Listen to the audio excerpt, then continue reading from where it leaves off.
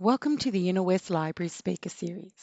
Before we begin today, I would like to acknowledge the Gadigal and Wongal people of the Eora Nation on which this podcast is produced and pay my respects to elders past, present, and emerging from across all lands this podcast reaches. Marlies and Jai Hobbs are a wife and husband team originally from Cairns and now based in Noosa. Marlies is an ex-property development lawyer with a passion for education and creative projects, and Jai is a mortgage broker with over 15 years experience. They have two sons, Troy and Zach. Fly, Financially Literate Youth, is the perfect handbook for every young person who wants to be armed with the financial knowledge and confidence to set themselves up for success as they chart the course of their life, whether they are contemplating leaving the nest or are already beginning to spread their wings.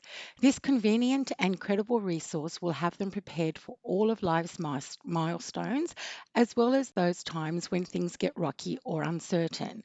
And what an uncertain world they're flying into. But with the right guidance, they'll be prepared to overcome any obstacle and seize every opportunity. Welcome, Jai. Hey, Kathy, how you doing? Oh, good, thank you. Before we talk about being financially literate, can you talk about some of the downfalls being financially illiterate and how this book can help with advice? Biggest thing there is lack of education or lack of understanding, and lack of understanding brings anxiety and angst that you don't really know what's coming. So being financially illiterate, it results in driving a car while spinning the wheels. You know, you're putting in all the hard effort at work or in your career or in your business, but then those aren't bringing results for you long term. So just a little bit of education, we believe, goes a long way, and make sure that it's not about, and any financial expert will tell you it's not about the money that you earn, it's about what you do with the money that you earn that's the most important. So Yeah. a little bit of education there can go a hell of a long way to putting you in the right spot long term. Very good advice there. So, would you say that saving should be instilled on us from a young age, a bit like looking at both sides of the road before crossing? Oh, definitely, definitely. I think we believe earlier the better. So for us and our two young boys, around 5 or 6 years of old is when we've started really instilling that in the kids about saving, because the number one financial tip any expert will give you, including Warren Buffett, who's considered to be the world's greatest investor ever, is spend less than you earn. Sounds so simple, yet so many people struggle to grasp that concept, be it children, adults, or in any stage of their life. So instilling those basics at a young age gets us used to those habits, and then won't ensure, but obviously we'll put you in a hell of a lot better position to carry those habits through your life. So I think budgeting is definitely something, and saving is definitely something that you should learn early on. Do you get any resistance from the kids or not? Of course. Of course, there's But always why? the shiny new toy or the big load of ice cream or something that they want to buy.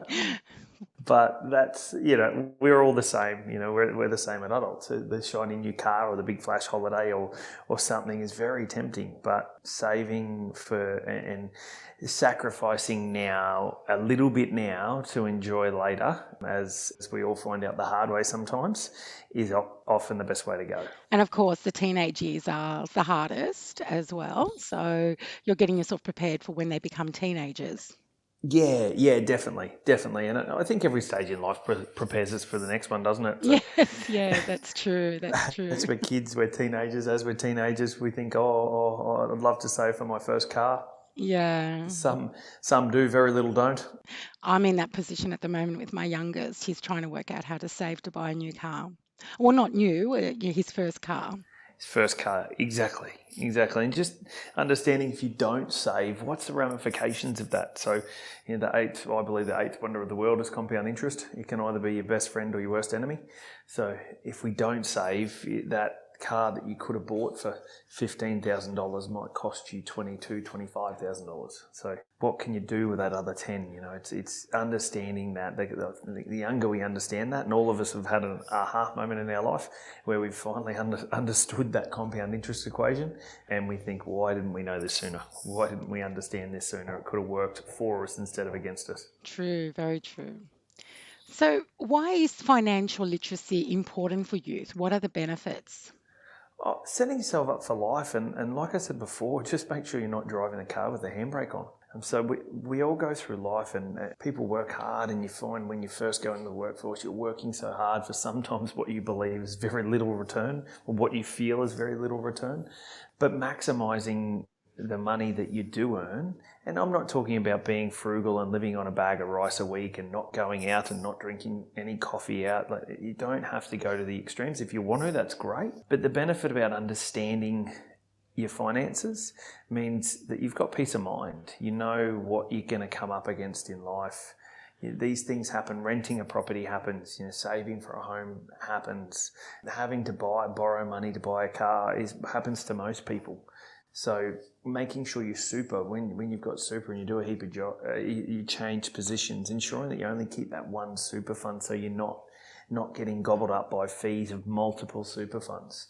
Doesn't seem like a massive difference at the time. You think, oh, it's only a couple of $100 a year, but a couple of $100 a year compounded over the next 30 years is a huge difference.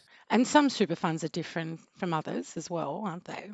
They are indeed, yeah, they are indeed. So just being aware, like finance is obviously often something that's considered very complex, and while it can be complex, the principles behind it are fairly simple, and most people can understand it just if they take the time. It looks like Japanese or Hebrew or something to a lot of people where they just don't understand the language, but like English, when we all first speak it, it's pretty hard.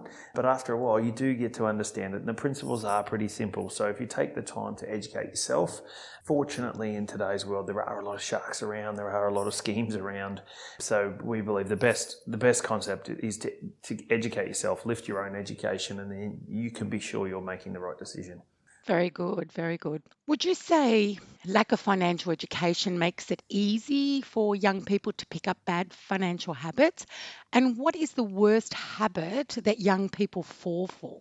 Oh, definitely lack of financial education, because you don't know what you don't know. And unless you've been exposed to something, and at the moment, most of that comes through the household. So unless parents have taken the time and had the resources and had the knowledge themselves to share this with their kids, some youth don't get the opportunity to really understand what a good financial habit is and what a bad financial habit is.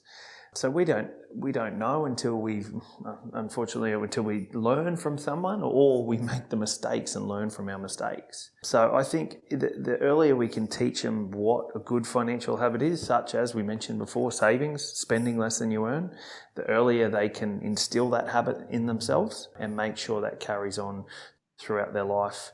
And I think probably the worst habit that youth fall for is just the easy access to credit.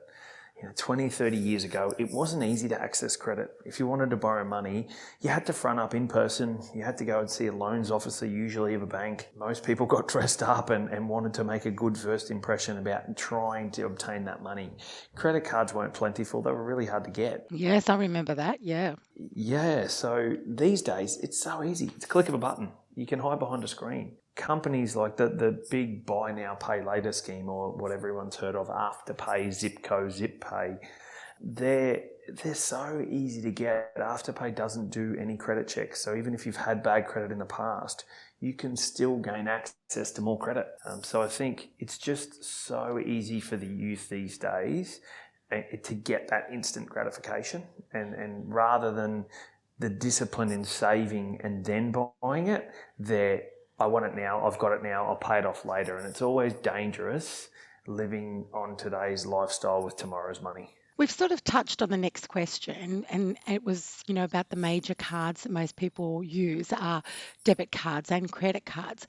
But why is it that financial institutions somehow they make the cards look out so glamorous and so tempting for young people, and they're so attracted by them? I just don't get it. It's good marketing. Yeah, it's great marketing. Fair play to the marketing teams of the lending institutions. We've got to remember they're a business. A bank or a lending institution, they exist to make a return for shareholders.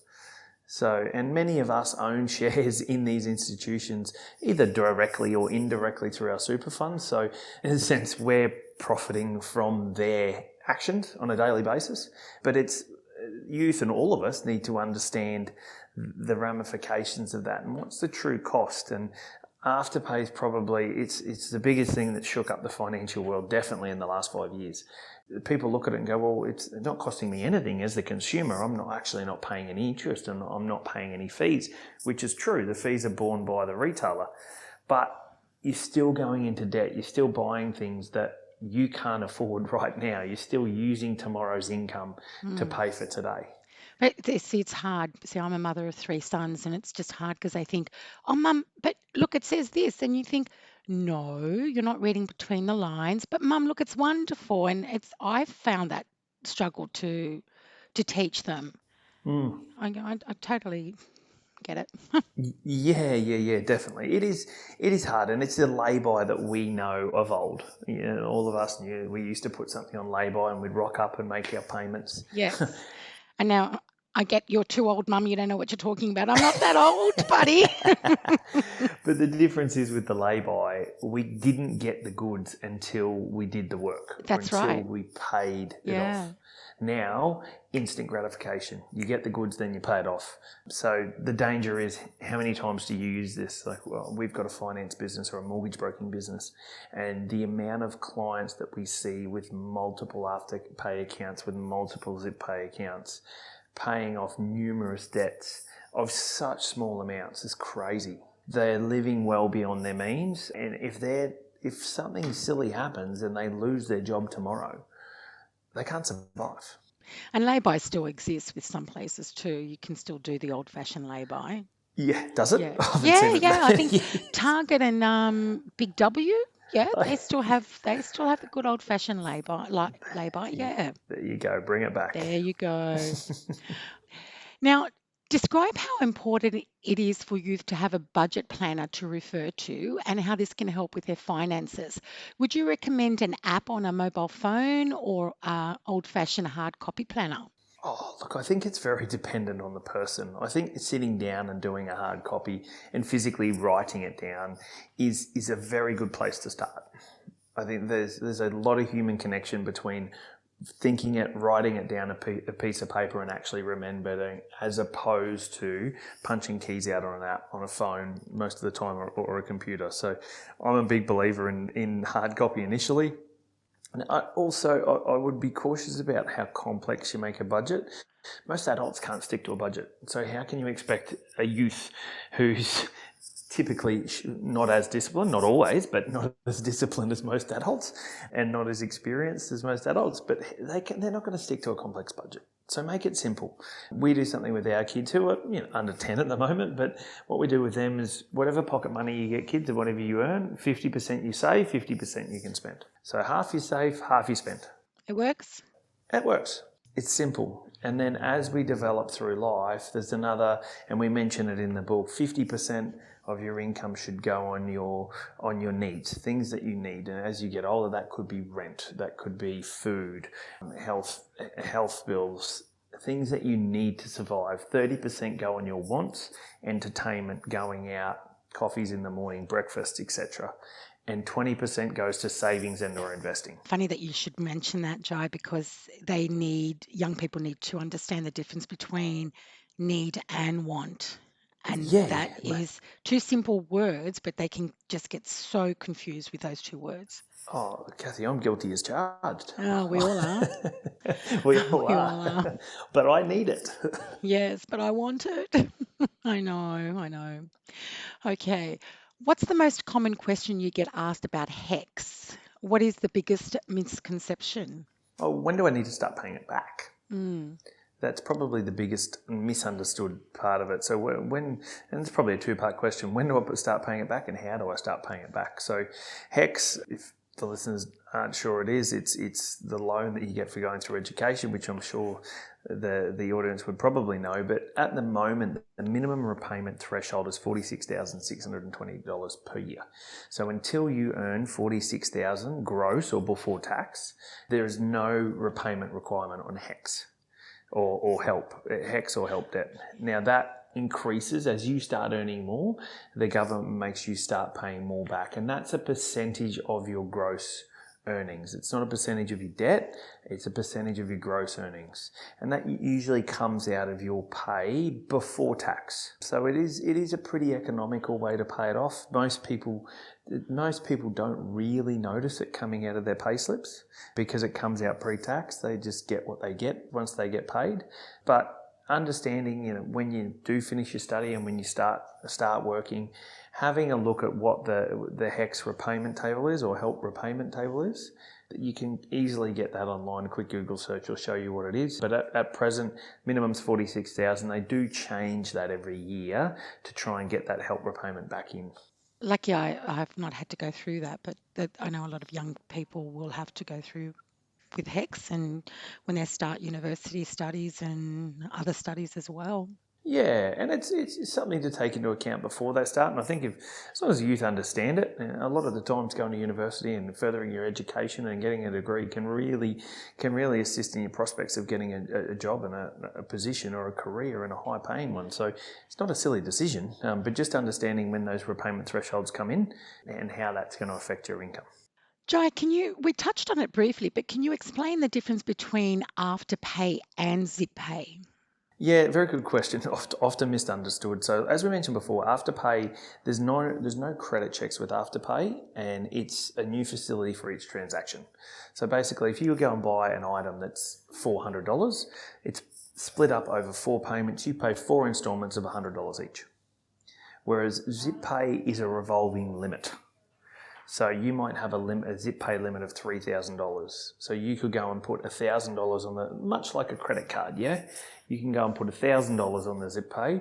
You can go and put $2,000 on the same account 2 days later, as long as you stay under your approved limit. So that it's 2 different ways of essentially you keeping the transaction, keeping the facility open. So with Afterpay, you can have multiple facilities as well. So you can go out and buy a $400 item now and a $600 item in a week's time, but you're going to have 2 separate repayments that end at 2 separate times. With Zip Pay, you've got the one facility, much like a credit card, and you've got a limit. So if you put $1,000 on there, you pay that down to $500, you've got $2,500 available.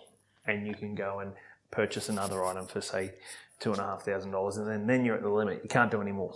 Whereas Afterpay, you can do multiple items. So there is a lot in the industry and the finance industry and government and regulation at the moment about why don't Afterpay do credit checks on clients? What happens if they have had problems in paying in the past? Afterpay's got their own algorithm that they believe is strong and is a good indication of people that will default, but that's yet to be known. They're so young. So it's still really forging a new market there. And we've recently seen in the last few days Commonwealth Bank release a buy now, pay later scheme in competition with Afterpay.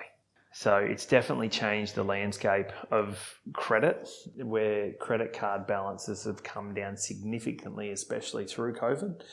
Most people are sitting in a better position now because they couldn't go overseas, they couldn't go out to dinner, everything was closed. Unfortunately, a lot of us were locked up and we haven't been able to spend those discretionary living expenses that we normally would. So a combination of that and also the rise of this buy now, pay later scheme has seen the credit limits, the credit balances, credit card balances in Australian banks nosedive. So it just goes back to what we were talking at the beginning of the interview. You really need to educate yourself, full stop. Definitely. Yeah, definitely. And look, if it means people aren't paying interest and they can maintain those payments within their lifestyle and not live beyond their means, then great. But just making sure you know and understand your budget, you know and understand what you can and can't spend, and you're not going to get yourself into a hole that you can't get out of is so important. Jai, can you explain Bitcoin? It's been in the media a lot lately, and these types of investments, are they recommended, or are they something that young people should stay away from? Oh, look, I think Bitcoin, to me, Bitcoin's a currency. It's a digital currency.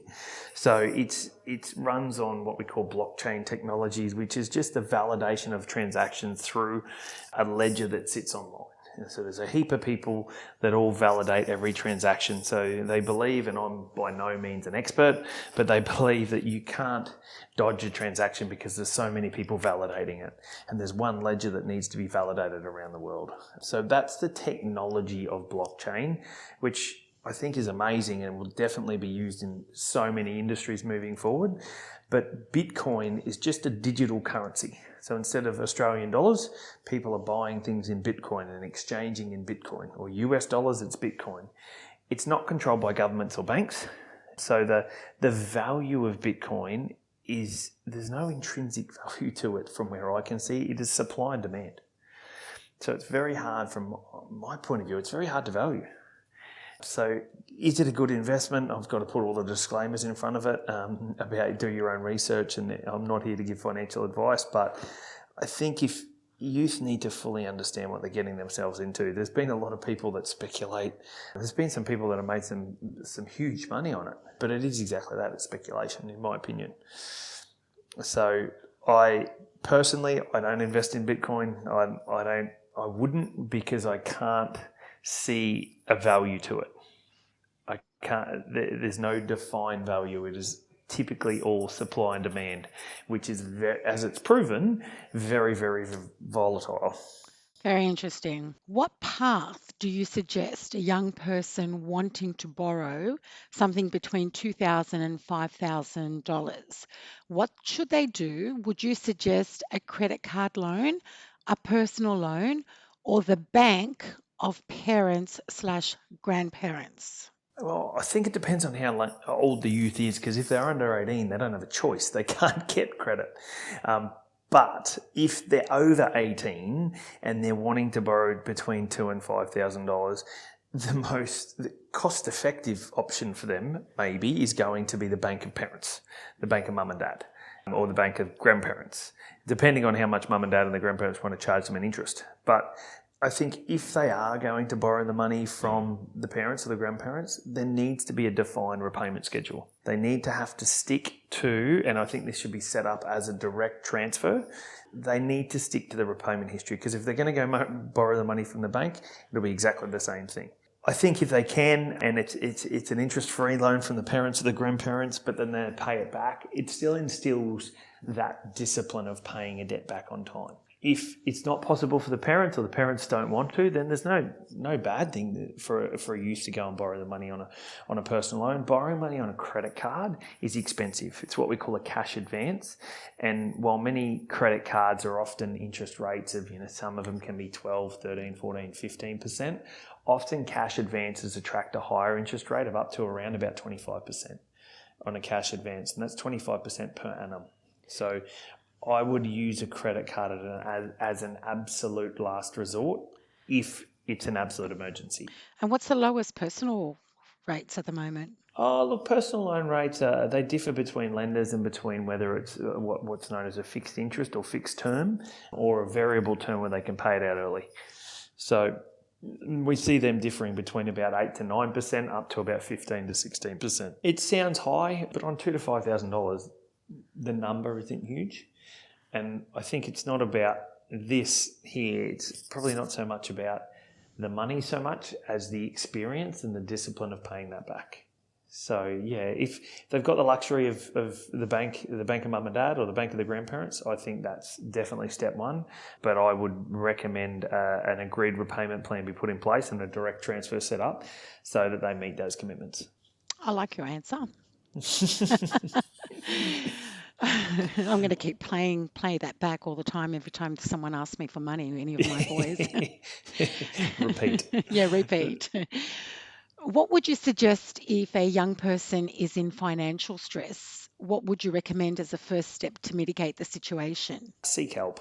So, financial stress can lead to more if it's not nipped in the butt really soon. So seek help. I think the first step for a youth is always family. Talk to mum and dad, talk to whoever grandparents, whoever you trust in the family about what it involves, where you're in, and sitting down and just doing a budget, a realistic budget about where you're at and how long it's going to take to get out. From there, there's many steps. There's many steps about speaking to lenders, about speaking to creditors, Yeah. possibly refinancing if it's going to save you money. But a word of caution about the refinancing part, and we see it every day in our mortgage business, people wanting to refinance and consolidate. Sometimes it makes perfect sense. Other times people are going to pay so much more interest by doing that. Yes, it might reduce their minimum monthly commitment or weekly repayment or however they budget, but it might extend the loan term out, which means they pay significantly more interest in the long run. So it may not be the best approach. Just because it reduces your commitment doesn't mean that it's the best option. I definitely say seek help, look to trusted family members first. Yes. If that's not the case, there is some fantastic businesses that do offer that, and usually it's not the lenders themselves, but making sure that you identify that early. And if you do think you're in a hole, put the shovel down, don't keep digging. Yeah. Make sure you understand the situation you're in and look for a way out, and try and swallow your pride and do that sooner rather than later.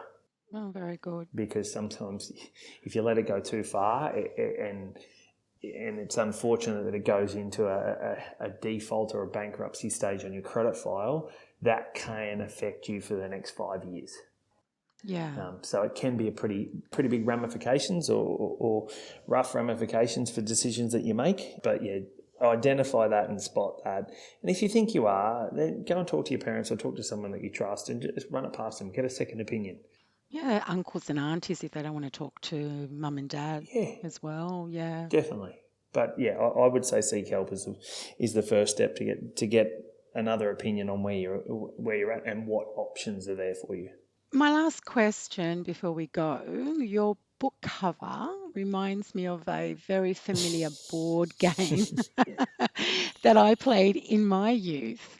How much thought went into choosing this absolutely striking book cover? Yeah, we wanted to grab the attention of what was the target audience for the idea in the book of 16 to 24-year-olds.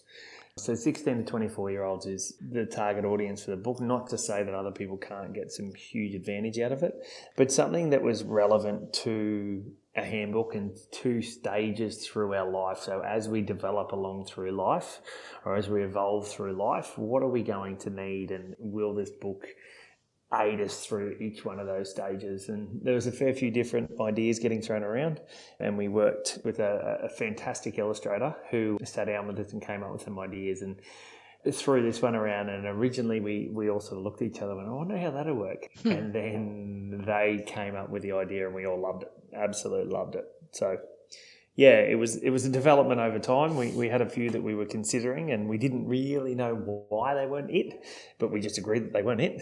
And when we saw this one, we knew it straight away. So, one of the debates working in a library and being a library professional is that never judge a book by its cover. But I must say, when you do see such a striking book cover, it does make you want to pick it up. Yeah, So that was a good choice there because it was just a striking cover that you think, oh, what's this about? And you do pick it up. So I do think book covers play an important role. yeah, I hope so. I've had a few people and a few friends message me and said, I want a refund. It's not a board game, it's a book. I thought it was a board game. So. But yeah, if it grabs the reader's attention and picks it up, and if they get one valuable thing out of it, for us, that's a win. That's a massive win. So all the young people out there listening, yeah, it looks pretty cool walking around holding it, I must say. So check it out when you come to the library. Okay. Thank you, Jai, for your time and for a wonderful chat. We wish you all the best with your new book, Financially Literate Youth, and with all future publications. Jai's and Marlies' book is available both physical and electronic formats at any of our Inner West libraries, ready for you to borrow, or log on to our catalogue and place a reservation at any time. If you would like to purchase Jai's and Marlies' book, please visit your favourite independent bookstore online or in person. Bye everyone, and thank you for listening, and look out for upcoming digital content through the Inner West Library What's On and social media channels.